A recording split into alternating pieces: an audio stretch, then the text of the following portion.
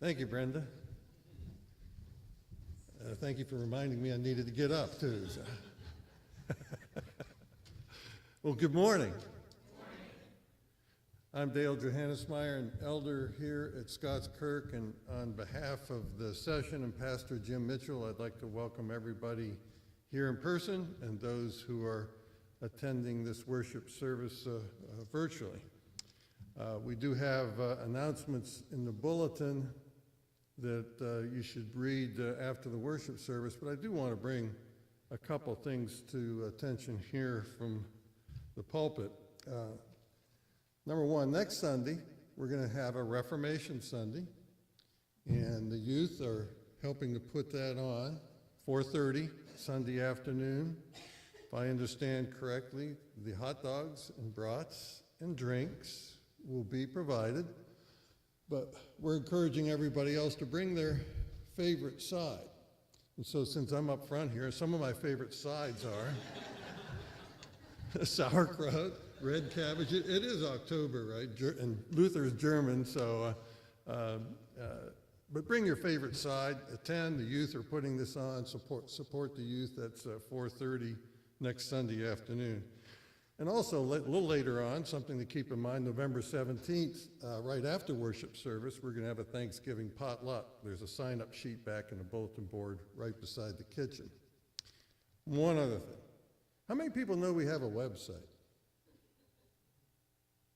It's not enough hands. Maybe some just didn't raise them. Raise them really high. How many people know we have enough websites? Okay, we have a website.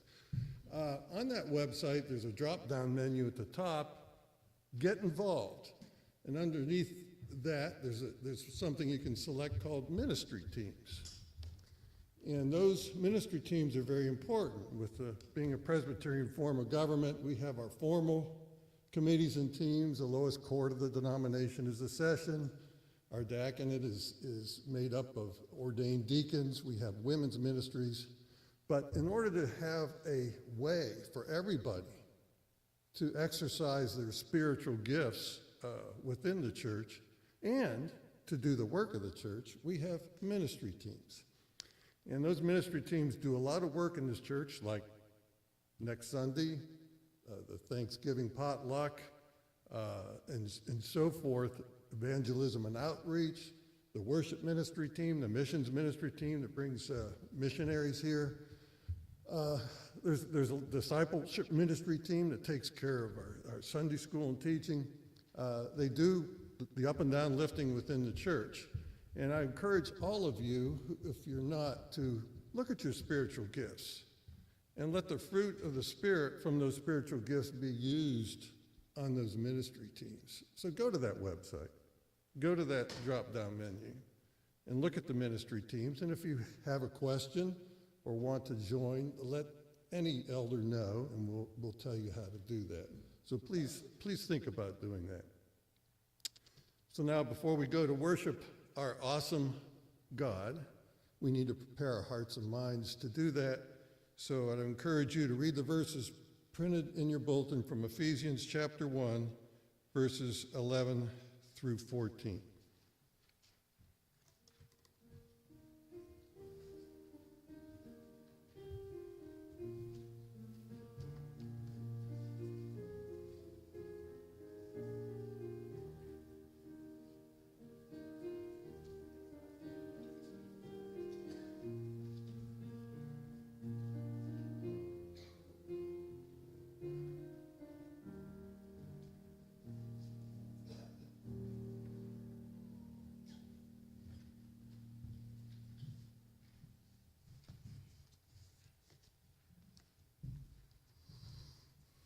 Our call to worship this morning is from Psalm 97, verses 10 through 12. O you who love the Lord, hate evil. He preserves the lives of his saints. He delivers them from the hand of the wicked. Light is sown for the righteous and for the upright in heart, and joy for the upright in heart. Rejoice in the Lord, O you righteous, and give thanks to his holy name. Please stand now as we continue to worship our Lord in Trinity Hymnal number 53, Praise to the Lord the Almighty.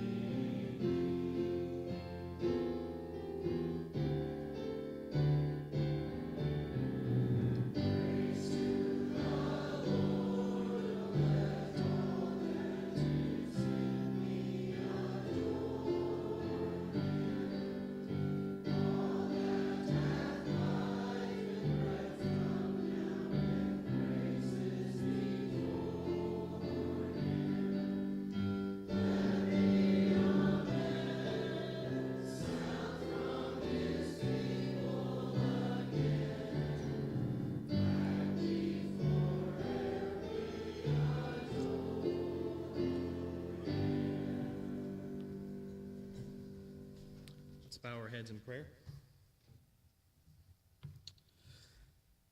Heavenly Father, O Lord, you who are merciful and gracious, slow to anger, and abounding in steadfast love and faithfulness, descend to us and be with us today, that we may bow and worship you.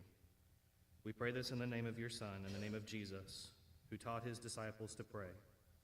Our Father, who art in heaven, hallowed be thy name. Thy kingdom come, thy will be done, on earth as it is in heaven.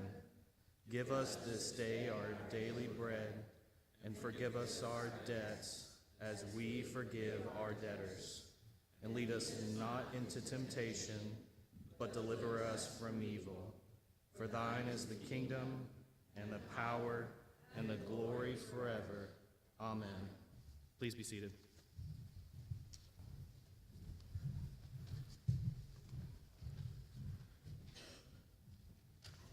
For our confession of sin this morning, we will pray in unison what is printed in your bulletin.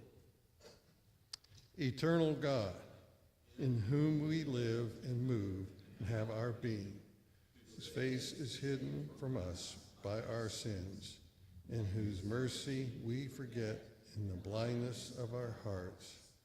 Cleanse us from all our offenses and deliver us from proud thoughts and vain desires, that with reverent and humble hearts we may draw near to you, confessing our faults, confiding in your grace, and finding in you our refuge and strength, through Jesus Christ, your Son. Amen. For our assurance of pardon, I will read from Psalm 103, verses 8 and 10 through 12. The Lord is compassionate and gracious, slow to anger and abounding in loving kindness. He has not dealt with us according to our sins, nor rewarded us according to our iniquities. For as high as the heavens are above the earth, so great is his loving kindness toward those who fear him. As far as the east is from the west, so far has he removed our transgressions from us. So please stand now for our confession of faith. It's 3 questions from the Heidelberg Catechism. I will read the questions and we will read the responses together. How are you righteous before God? Only by true faith in Jesus Christ. Although my conscience accuses me that I have grievously sinned against all God's commandments, have never kept any of them, and am still inclined to all evil, yet God, without any merit of my own, out of mere grace, imputes to me a perfect satisfaction, righteousness, and holiness of Christ. He grants these to me as if I had never had, nor committed any sin, and as if I myself had accomplished all the obedience which Christ has rendered for me, if only I accept this gift with a believing heart. Why do you say that you are righteous only by faith? Not that I am acceptable to God on account of the worthiness of my faith, for only the satisfaction, righteousness, and holiness of Christ is my righteousness before God. I can receive this righteousness and make it mine, my own. But why can our good works not be our righteousness before God, or at least a part of it? Because the righteousness which can stand before God's judgment must be absolutely perfect and in complete agreement with the law of God, whereas even our best works in this life are all imperfect and defiled with sin. Please be seated, and would the children come forward for our children's sermon delivered by Deacon Ward Morgan.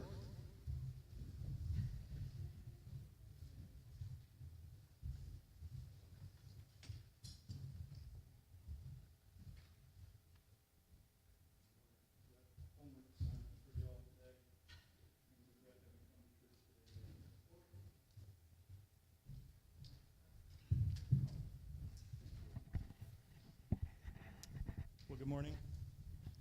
As I said, you have a little homework assignment, and I'll discuss it in just a minute. Today our sermon is about Father Abraham, father of the Jewish people. And he was getting very old, right? And one of the passages struck me. It said he was near to death, and yet he was going to have a child. And then he even had to raise a child after being near to death. That's really incredible. So that made my reflection go back to a couple of other passages, the one that I gave you those pieces of paper for. Liza, and that is that our faith is just a miracle of God's grace to us. And if you look on Kings 2,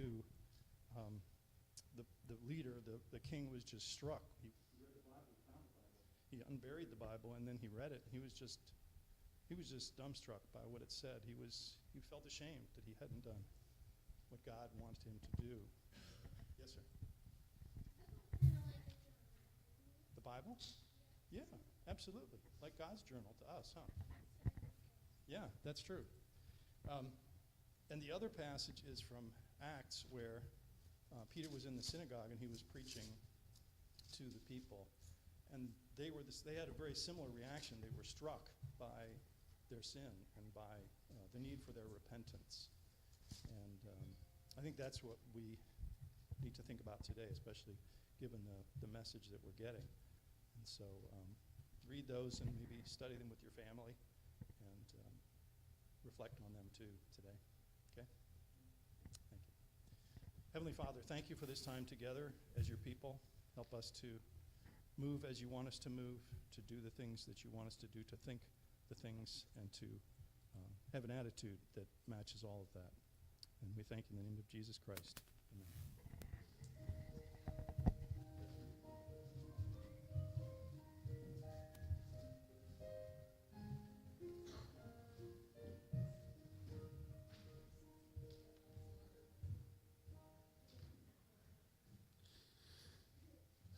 Thank you, Ward, and we are so fortunate in this church to have so many people who are filled with the Spirit that can do things like Ward just did. Obviously, we know that Elder Joel Reed normally does the children's sermon, and he's away from us taking care of details that come with the death of a loved one, his mother in this case, and dealing with his father and getting him settled. And so Joel can't be with us, and of course Elaine knows that very well. She's missing her husband, but we certainly appreciate Ward stepping up to the plate and doing a great children's sermon for us. Thank you again, Ward. Our scripture reading this morning is from Genesis 17. I probably really don't even have to read this. I mean, Pastor Mitchell just preached through all 50 chapters of Genesis. And again, I want to really thank Jim again publicly for doing that. Jim preaches the word. That's what he's supposed to do. Not all pastors do that. Some pastors give their opinion and they find word to support it. Jim preaches the word. The difficult parts and the easy parts. Every part is breathed out by the Holy Spirit, so they should be shouted from the pulpit and not ignored. Jim doesn't shout. That's Dr. Mark Ross's job. But he does a great job, and I really appreciate that. So I want to thank Jim for that publicly, for doing that. So Genesis 17.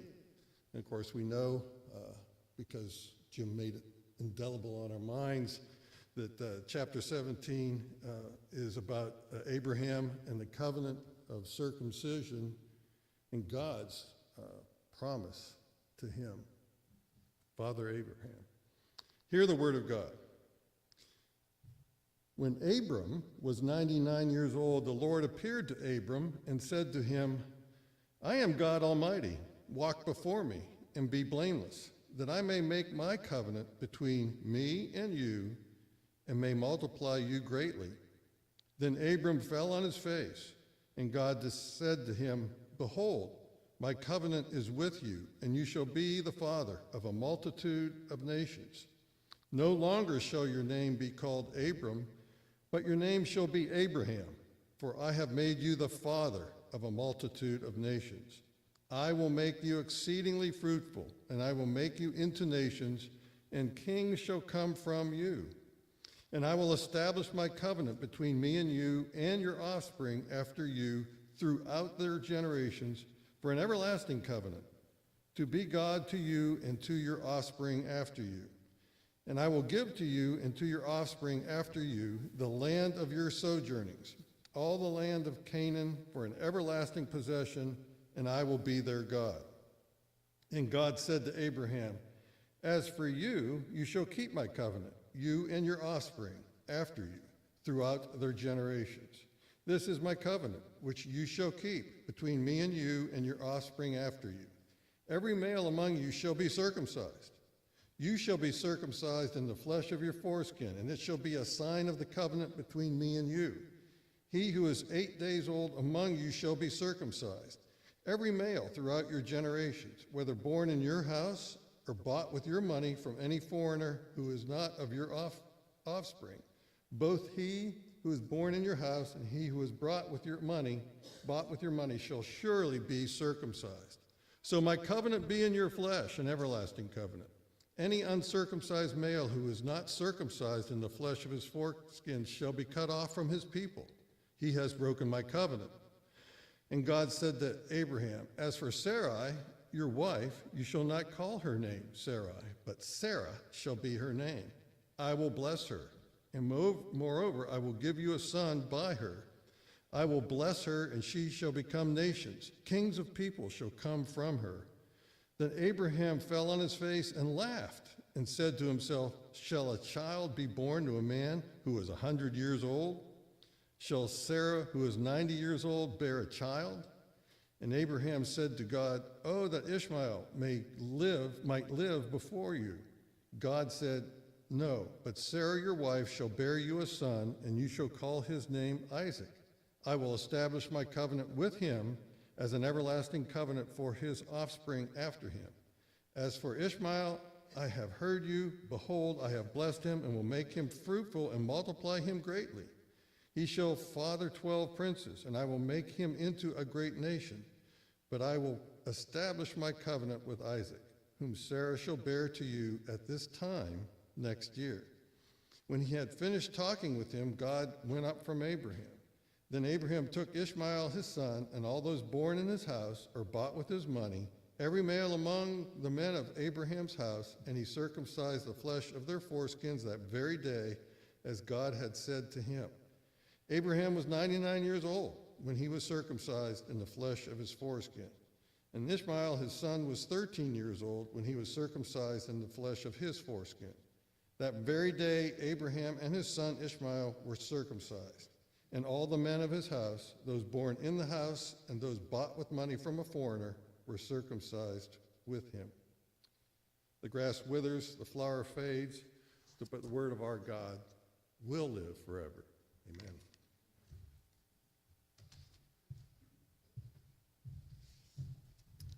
And let us go before our great God once again in prayer. O Lord, blessed be your name forever and ever. You are the great I am, the one who was and is to come, the Ancient of Days, the only one in whom we can put our trust. You have the words of eternal life, O Lord Jesus. To whom else can we go?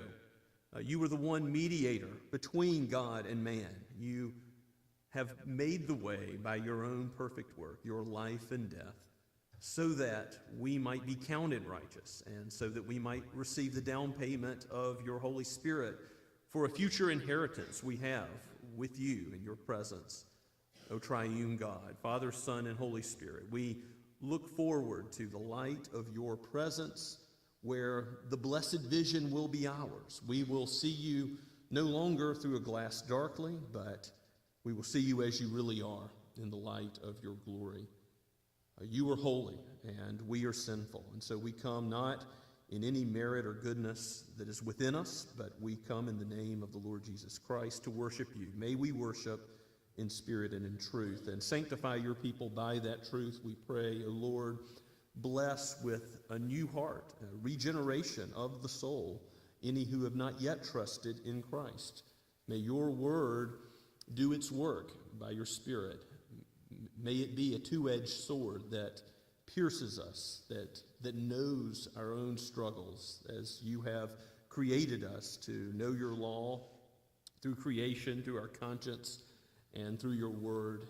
And Lord, do not allow us to remain in this state of sorrow as your law confronts us with our sinfulness, but lead us to the Savior, that we might rest in him, that we might believe in him, and know the peace that passes all understanding, the comfort, the joy that comes with knowing that while we have no strength, you are our strength. And may we be salt and light in the land where you have placed us, Father. We pray that you would use your people not only in your church, and that we would be a blessing to one another, that how thankful we are you have not left us to live the Christian life alone.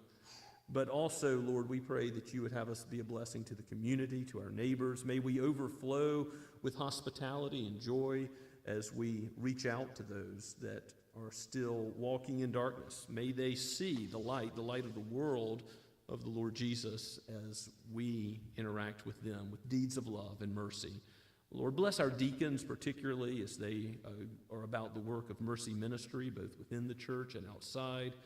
Father, bless our session as they seek to be under shepherds, faithful to you. You were faithful, and you were faithful in all your ways. Make us more and more like you in all that we do as a church, as a people. Use the spiritual gifts of all of the members of this congregation so that we might, as one body with various giftings, rejoice in you and your work in us, so that the watching world again may see and you may draw in all those who are your sheep, O Lord.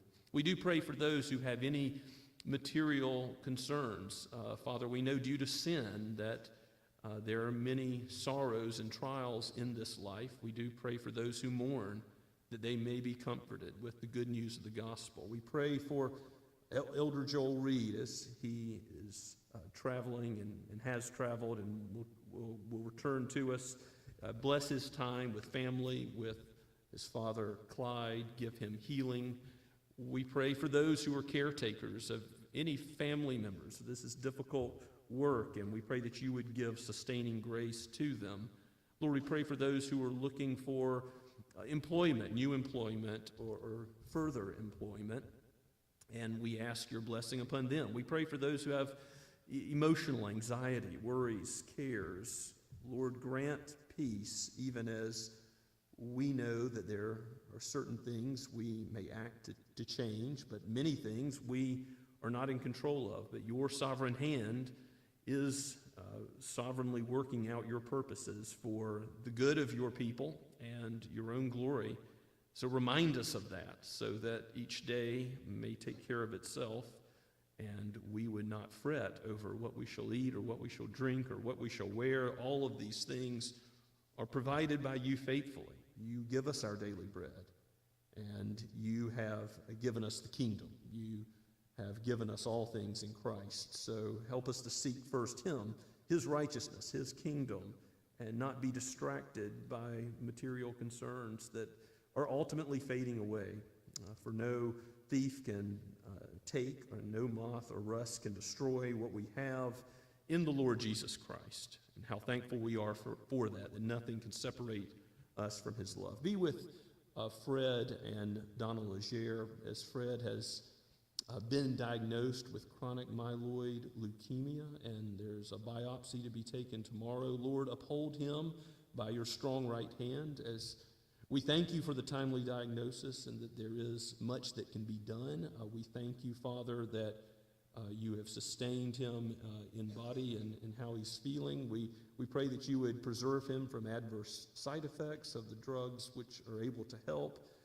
And again, give you praise in all things, because we know that these circumstances of this becoming known are all a part of the purposes that you were working out for your children. And we give you thanksgiving for your preserving grace, even as we plead with you that you would guard Fred and his life and be with Donna and give them peace in this time. Lord, we pray for our intern, Don Walker, and we continue to ask that you bless him in the ministry of your word, that he would continue to proclaim the truth, and that you would grow him in the nurture and the grace and knowledge of the Lord Jesus, that he would raise up Samuel in the nurture and admonition of you. And Father, bless Jen and how you have called them to pursue your kingdom together in marriage.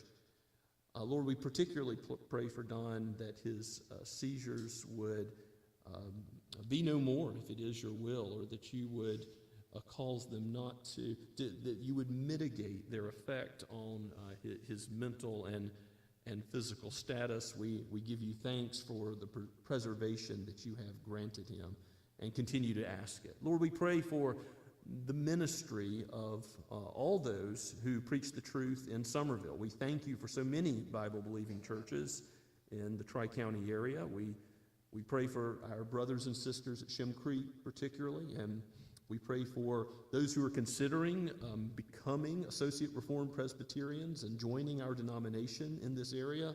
May it be so that we could plant more churches in the Low Country, that your name would be praised as a result, not the praise of man as a result, but Lord, your great name honored and adored and ascribed the worth that you are due. We pray this because we know that you are alone to be worshiped, and your glory you will not share with another. We pray for chaplains that are seeking to see your name glorified in many places, but particularly here at the Joint Base, and we pray for Jeremy Canaan and his ministry.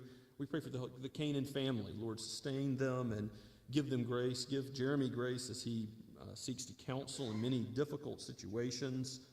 Lord, grant your people a blessing through this ministry, and draw those that do not yet know Christ as Savior and as Lord to yourself. May you be about this work. O Holy Spirit, do not allow us to leave as we have entered, but make us more and more like the Son. Make us more and more like his righteous character, that we might depend upon every word that proceeds from your mouth. Lord, let us not be those who see ourselves as in charge of our own lives, but acknowledging you. We pray that you would be the one who corrects and encourages, rebukes by your word, guides us into all righteousness. See if there be any wicked way in us, and lead us in the way everlasting, we pray. In Jesus' name, amen. Let us continue to worship the Lord as we sing from the Trinity hymnal, I Will Sing of My Redeemer, number 650. Let's stand as we sing.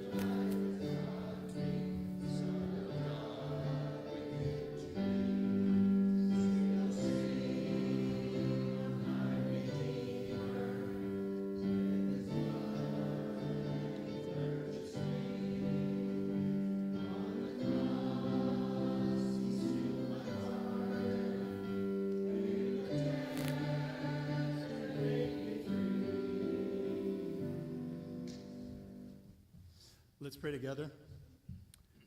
Our God in heaven, who is our only God, we ask for your blessings on us today. We thank you for this people. We thank you for the Spirit. We ask you for love to be shared between the members of this body and to carry us through in all of our lives with that love. Not just to the ones that we meet with every week, but the ones who are outside the church and who need our help. Heavenly Father, we thank you for this day. We thank you for all the provisions you give us. We ask you to bless these offerings that are given today and to guide us in the use of them to your glory in everything we do. Amen. You may be seated.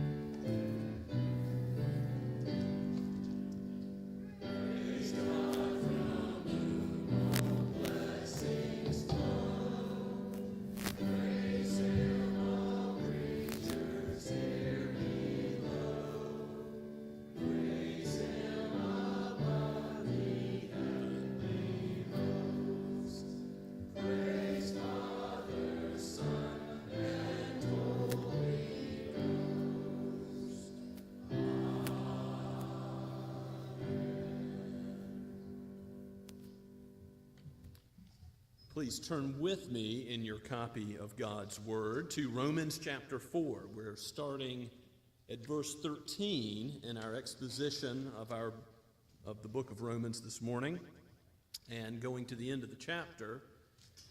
As you recall, if you've been with us, that Paul is now discussing the good news of justification by faith, not based on any of the works we've done, but based on the work of Christ. This is true for Jew and Gentile, from the first chapter to the third chapter. There's the bad news, showing how we're all sinners, how we all need this sort of salvation that is not based on our work. But now, the glorious good news is in focus, and Paul is arguing from the example of Abraham primarily, David also last week, earlier in chapter 4, that in the Old Covenant, the way of salvation was the same. They looked forward to Christ and his work. They believed, and it was credited to them as righteousness. And specifically, Paul has looked at Abraham and argued that it wasn't because of Abraham's good works, his faithfulness, but it was because of God's faithfulness to his promise that Abraham was justified. And so he's going to zero in on that and further discuss the promises made to Abraham in this part of chapter 4. So again, let's give our attention to God's Word. You're welcome to follow along with a electronic device or your own copy of the Bible. Or if you don't have one, we do have some under the bulletin board in the back of the church that we welcome you to use or to take home as a gift, as our gift to you if you don't yet have a copy of God's Word. This is from the pen of the Apostle Paul and breathed out by the Holy Spirit for all people of all ages. May we hear the word of the Lord as he has given it to us today. Chapter 4 at verse 13. For the promise to Abraham and his offspring that he would be heir of the world did not come through the law, but through the righteousness of faith. For if it is the adherents of the law who are to be the heirs, faith is null, and the promise is void, for the law brings wrath. But where there is no law, there is no transgression. That is why it depends on faith, in order that the promise may rest on grace and be guaranteed to all his offspring, not only to the adherent of the law, but also to the one who shares the faith of Abraham, who is the father of us all. As it is written, I have made you the father of many nations, in the presence of the God in whom he believed, who gives life to the dead and calls into existence the things that do not exist. In hope, he believed against hope that he should become the father of many nations. As he had been told, so shall your offspring be. He did not weaken in faith when he considered his own body, which was as good as dead since he was about 100 years old, or when he considered the barrenness of Sarah's womb. No unbelief made him waver concerning the promise of God, but he grew strong in his faith as he gave glory to God, fully convinced that God was able to do what he had promised. That is why his faith was counted to him as righteousness. But the words, "it was counted to him," were not written for his sake alone, but for ours also. It will be counted to us who believe in him, who raised from the dead Jesus our Lord, who was delivered up for our trespasses and raised for our justification. Let's pray together. O Holy Spirit, it is your glorious task to open the eyes of the blind and cause them to see. Lord, we pray that you would work in us. Give us insight and understanding and wisdom from your word. We know that we would not perceive it aright without your help, and so we cry out to you and call upon you that you would be active now, aiding and strengthening your people, that we might rest in the gospel all the more and grow in the knowledge of the truth and in obedience to that truth, being doers of the word. We thank you, Father, that you use this means to grow your flock and to convert those who have not yet believed. May it be so that your kingdom is expanded as we go through this glorious text this morning. We ask all this in the name of the Son, the one who is the Savior of sinners. Amen. So what were the promises given to Abraham?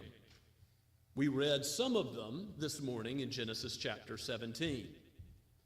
Remember, God called him the father of all nations, pointing forward to how he would be not only the father of the Jews, something the Israelite people were very cognizant of, thinking about, that Abraham is the father of the Jewish people. And Paul is addressing Jewish Christians in Rome as well as Gentile Christians. And he's already said, all have sinned, all are guilty before God's throne, and all need the same Savior, whether they have the law and have been seeking to keep it, or whether they have not known the law of God in its written form. And so Abraham, as the father of the Jewish nation, is also going to be the father of all people. He's the father of all Gentile peoples. The number of Abraham's descendants outnumber the stars of the sky, the sands of the seashore, God says in the book of Genesis on various occasions. And because of that, Paul, in the very first verse we read, in verse 13, he uses language which is very profound. He says the promise to Abraham and his offspring is that he would be the heir of the world. Now, his offspring are going to be so numerous, but remember, this is about what you receive as inheritance, what you receive as a gift from God. It's inheriting the earth. The meek will do that, Jesus says in the Sermon on the Mount in Matthew 5. Ultimately, God the Father gives the Son the inheritance of all things. And Paul's going to argue in Romans chapter 8, because he gives the Son all things, those connected with him by faith, whether Jew or Gentile, are going to be co-inheritors, that we also are going to receive all things because we're joined to the Son. And there's this idea that you can trace through the Old Testament. Yes, God first leads his people out of Egypt and towards the promised land, the land of Canaan. They're crossing over the Jordan to go home. And ultimately, this land and rest, which he promises in the Old Covenant, is not where the people of God are headed. What is the ultimate land and rest to which they are headed that Abraham perceives in advance by faith? The new heavens and the new earth, that the kingdom of God will be the inheritance of all people. And Jesus says, my kingdom is not of this world. Paul says our citizenship is in heaven, not on earth. We must remember as believers not to hitch our wagon as the church to any ups and downs of political rulers. I mean, it doesn't matter how any election goes. Ultimately, God can judge sin in this nation. This kingdom, this worldly kingdom, can be torn apart with all its history and blessings and Christian influence. All that's true, but the church is not dependent on the rulers in earthly kingdoms. And in Daniel chapter 2, verse 21, Daniel writes that Nebuchadnezzar even is going to acknowledge that God sets up kings and he brings them down. But even in the midst of this kingdom becoming worse, or persecution coming to Christians, judgment coming on sin, God may and will prosper his church. Ultimately, the gates of hell will not prevail against God's church.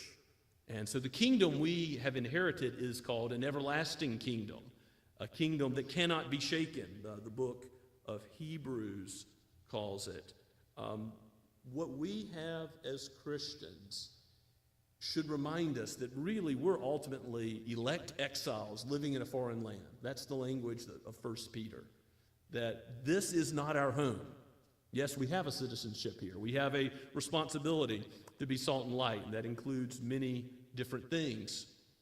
And we want to be a blessing to the land where we dwell, Jeremiah 29.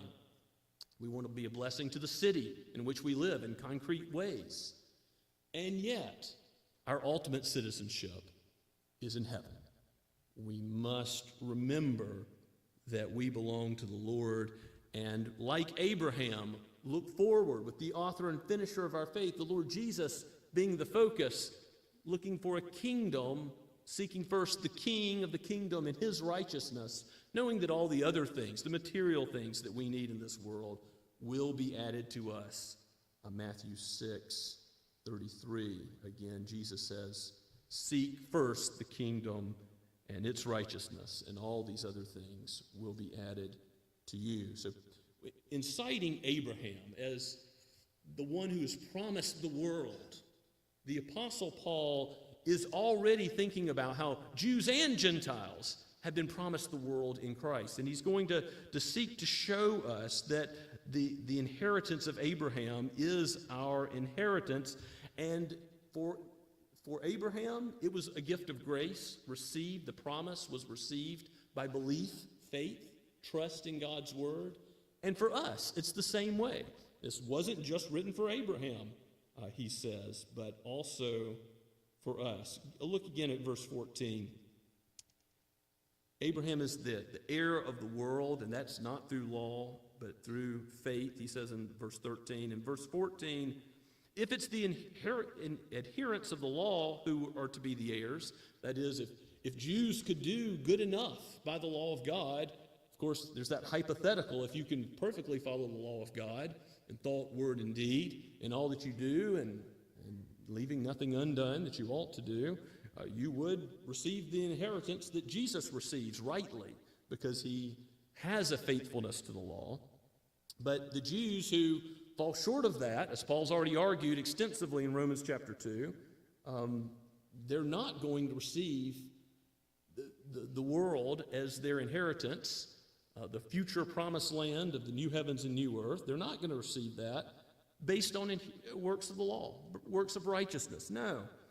If they would, then faith would be null and the promise would be void. You think about that. The only way you can receive a promise is if it's a gracious thing that's given to you.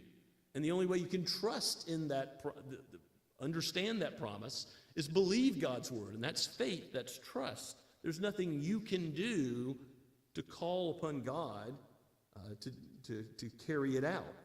God is not due any wage from us. No, the promise shows that this is his work and that he will bring it about. And as we studied the book of Genesis, didn't we see that time and again, that God was working his purposes out even despite the failings of human beings, including Abraham. And we see Paul highlight the faithful works of Abraham in this text, but certainly Abraham was a sinner, and he failed time and again, and yet though we are faithless, God remains faithful. 2 Timothy 2:13 reminds us.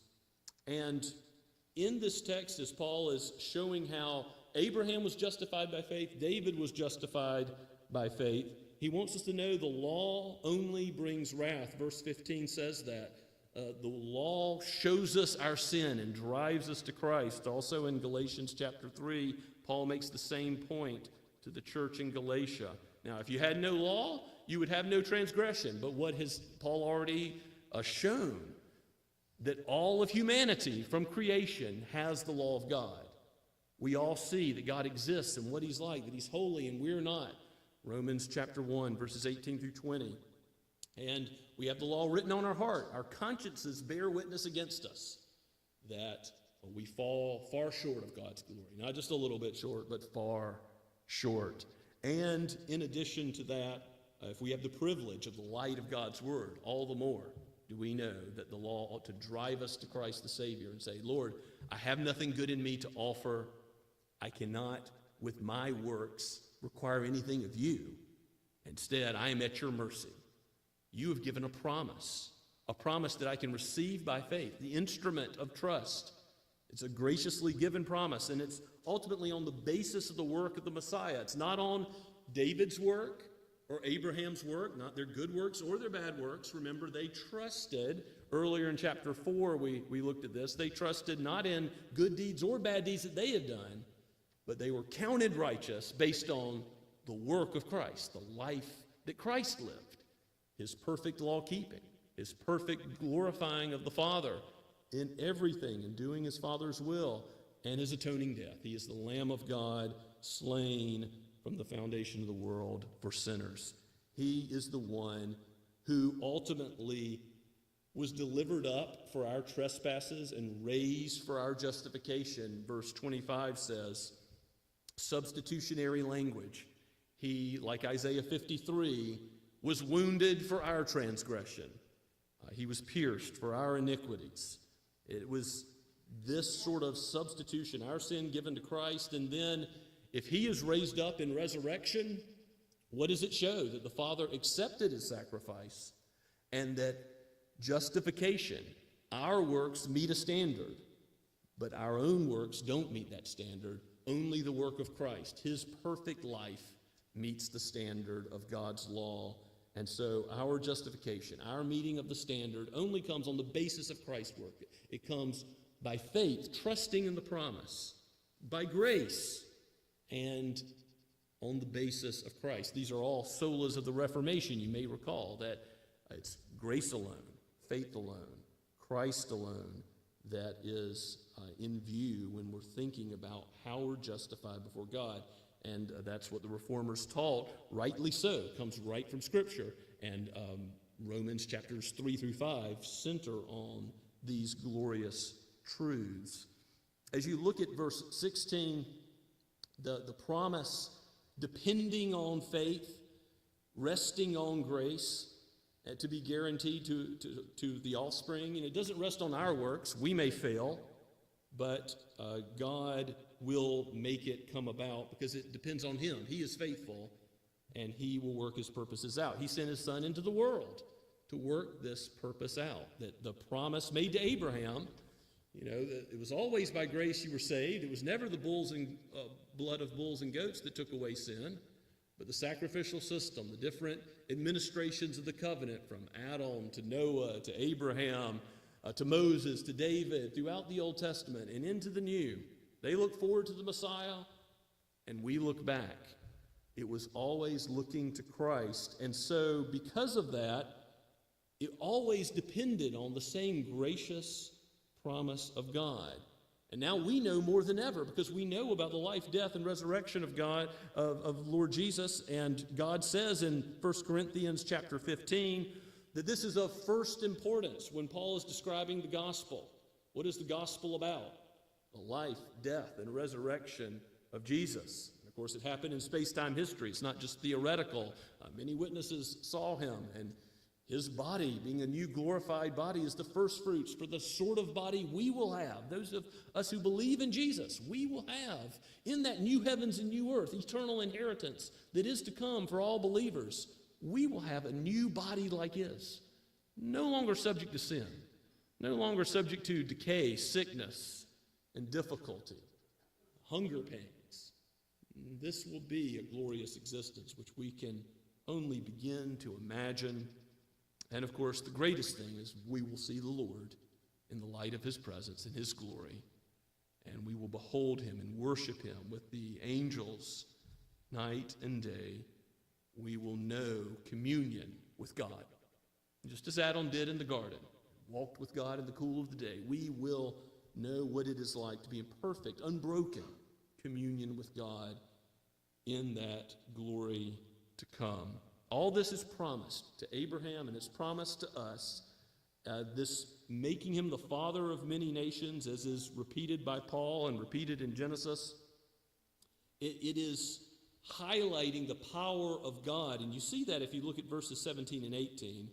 Paul says, as it is written, I have made you the father of many nations, in the presence of the God in whom he believed. And then Paul, as he is often doing in the scriptures, when he mentions God and he's thinking about how he gloriously fulfills his promises and he's faithful, he starts giving this doxological statement about who he is.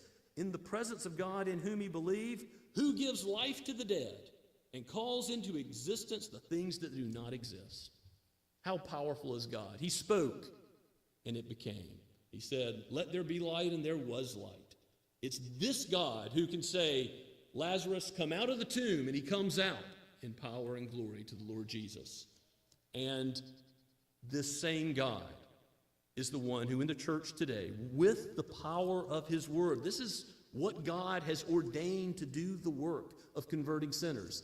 It is with this word used by the Holy Spirit that he calls those who are dead in sin, living for self, living for some idol, living for the world, to come, believe in Christ, and to be justified, counted as righteous in him, and then changed, led by the Holy Spirit, so that you do trust in God's word more and more. You do believe what he says. Like Abraham, you live a life of faith as a result. It's this life-giving power of God that is at work in the church, both to build the kingdom by drawing in all those who are Christ's sheep, and then by sanctifying those sheep in the truth of God's word. So, Abraham saw that this promise involved God's mighty power. And in verses 18 and 19, he believed, even though it didn't make sense, humanly speaking, right? Because he was old, his wife is old, and he believed that God could do it, even though humanly speaking, it didn't seem like they were about to have a child. And that wasn't as far as Abraham's faith went. We know that later on in Genesis chapter 22, God tells Abram to take his son Isaac that God had given him so graciously and to sacrifice him on Mount Moriah, which again made no sense humanly speaking. And Abram tells the boy that the Lord will provide the sacrifice. And we read in Hebrews, in the Hall of Faith, in Hebrews 11, that what Abraham was thinking there is that God could raise the dead, even if he sacrificed Isaac. God could still. It's the God who's the giver of life, who can command and make it so. He could bring about his purposes by resurrecting the dead. And of course, that's what he's going to do through the Messiah, through the Lord Jesus. He's going to resurrect the one who went under the power of death for a time for us, who was dead and buried, descended into hell, Sheol, went into the grave, and was raised again. He was really dead, and he was raised to life. He laid down his life, and he took it up again so that we would be forgiven of our sins. So Abraham, as he thought about God's mighty power, ultimately knew God could give him a child, knew God could bring that child even through the dark valley, the deep waters of death, and work his purposes out. In verse 20 it says, no unbelief made him waver concerning the promise of God. Now faith in God's promises should give us more confidence and assurance. It's not that Abraham's faith never wavered. We know it did. He lied and abandoned his wife, as we said last week, on multiple occasions in Egypt. But Abram was strengthened by God's grace as God sanctified him more and more to believe the promises, to not be a double-minded man, to know, as James put it, that the promises of God are true, that God showed himself to him again and again as a faithful God. Has God shown himself to you in that way? Have you seen his faithfulness in how he's used his word in his life? It's sometimes good to recall the history. Some of the Psalms do this as they glorify God, recalling the history of Israel and the personal history of what's going on in your own life. You glorify God for bringing you to faith, for changing what you love, for changing you in who you consider your people and the family of God and the church of God, for changing your view of sin, that you hate it more and more, your view of God's word and what it teaches, that you love his commandments more and more, that you see that he's good and what he says is good and what he promises is good, and that again and again he will do it. If he has led you through this life, will he not lead you to the very end? Will he not be your shepherd in life and in death through every green pasture and every dark valley? Jesus is the good shepherd of the sheep. Abraham learned that. He grew strong in his faith, the latter half of verse 20 says, as he gave glory to God. That is the sum of the Christian life. First question of the Westminster Shorter Catechism, to give glory to God and to enjoy him forever. That is our purpose. And Abraham was fully convinced, verse 21 says, that God was able to do what he's promised. God is faithful. Great is his faithfulness. Even Jeremiah says in Lamentations chapter 3, verse 22 and 23, great is his faithfulness, even as God's people are being taken into exile, even as earthly kingdoms are tottering and being destroyed, and there is great wickedness and suffering. Great is thy faithfulness, is the cry of the true prophet as he sees that God is working his purposes out. So God is able to do what he's promised. And what has he promised in the gospel? Let's just make sure we're clear on this. When you believe in Christ, you receive this gracious gift by the instrument of faith. What does God promise to do if you believe? God so loved the world that he gave his only begotten Son, that whosoever believes, Jew, Gentile, anybody from any walk of life, however bad your sins have been, whosoever believes receives everlasting life, eternal life as the result. He didn't come to punish the world in his first coming. He came to show in his life, death, and resurrection that the price had been paid, and all who trust in him and not their own good works or bad works, because they're going to fall short. You're going to be weighed in the scales and found wanting if you're left in your own life. But if you have faith in Christ's life and death, you'll be counted as perfect. You'll be reckoned, imputed. The same language of verse 22 is used again and again in Romans, saying, Abraham believed, and he was counted, reckoned as righteous. Abraham wasn't righteous, but he was lawfully given that righteous standing because Jesus laid down his life for Abraham, and he gave his perfect sacrifice to cover Abraham's sin. And so it was not just for Abraham, but for us. Look at verse 23. The promise of the gospel that we who believe in Christ will be counted as righteous. This was not just written for Abraham's sake alone, but for ours also, verse 24 says. It will be counted. How do we know? God doesn't lie. He always tells the truth. He swears by his own name that he will do something, and he will do it. There's no higher authority than God's own very word. It's, human beings fail. We make promises and we don't keep them. Elected officials do that. You and I do that. There's no human being who can say they've kept all their promises. But God keeps his word, and he will do it. It will be counted to those who believe in him who raised from the dead our Lord Jesus. He's shown that he's going to keep his promise by raising him from the dead, showing that his sacrifice is accepted, showing that the sin offering is paid in full, and this is for our sake, so that we too can depend on the promise of God. I included in your outline, we said some wonderful things from the Heidelberg Catechism about saving faith and why our works can't be a part of it and why it must be based only on Christ. I think those are wonderful confessions, but I included at the bottom of your outline a simple question from the Westminster Shorter Catechism, number 86. What is faith in Jesus Christ? I mean, that's a really important question, right? What is saving faith in Jesus? And the answer comes back. Faith in Jesus Christ is a saving grace. A grace means it's something God gives. We love Jesus because he first loved us. It's a saving grace whereby we receive and rest upon him alone for salvation as he is offered to us in the gospel. As he is offered, meaning there's a promise of God. Believe and be justified. Believe and be counted as righteous. And then you know the peace and joy and the comfort that knows that when you die or when Jesus comes again, you're counted as righteous. You could enter God's holy presence because of the work of Jesus. And because of this faith that God works in believers graciously, it's the instrument by which we receive Jesus. The resting in him alone for salvation isn't a one-time thing, but it is the Christian life.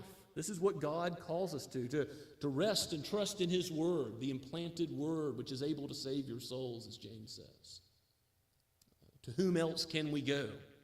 Peter cries out, you alone have the words of everlasting life. And the words of everlasting life point to the person and work of Jesus. He became sin so that we might become the righteousness of God. That great exchange. All who believe in him are righteous and rest and receive him for all of this life, and then most perfectly will be glorified in the next. Let's give him praise for that. Oh, gracious Father, we thank you that, like Abraham, we have a promise that is certain, that your work is done, that we have an obedience and a faithfulness to the law that is not our own in Christ. Thank you, Lord, for revealing this truth so clearly that a child may receive it, and yet without your Spirit, it will be rejected. Lord, destroy human pride. Destroy any inclination to boast, that we might count all of our works as nothing, as refuse, to have a righteousness that does not come from ourselves, but comes from your beloved Son, that you so generously gave, in spite of our demerit, for the salvation of sinners. May we rest in him all of our days and believe all of his words and live according to the Spirit with thanksgiving and joy in what he's done. We pray in Jesus' name. Amen. And let us give praise to God by singing his worth, by worshiping him, a God of grace, from the Blue Book, page 35. Let's stand as we sing.